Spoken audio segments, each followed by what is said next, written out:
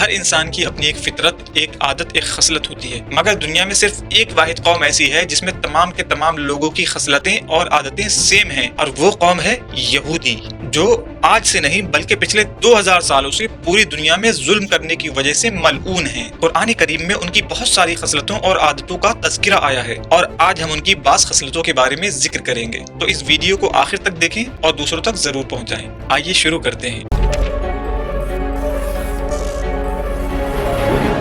اس قوم کی ایک خصلت ہے سچائی کو چھپانا یا کتمان حق کرنا۔ یہ قوم ہمیشہ ہی سے حق کو چھپاتی رہی ہے، جس کی مثال فلسطین میں آپ دیکھ ہی رہے ہیں۔ یعنی انہوں نے سوشل میڈیا پہ اپنے آپ کو اتنا مظلوم دکھایا کہ دیکھنے والے کو محسوس ہو کہ سچ یہی ہے جو نیوز چینلز پر دکھایا جا رہا ہے، اور اسی کا فائدہ اٹھا کر آج تک یہ فلسطینین کو مارتے چلے آ رہے ہیں۔ یہ تو آج کی بات ہے، اگر ہم تاریخ کو اٹھا کر دیکھیں گے تو ہمیں پتہ چلے گا کہ اس قوم نے اپنے نبیوں تک کی باتوں کو عوام سے چھپایا تھا۔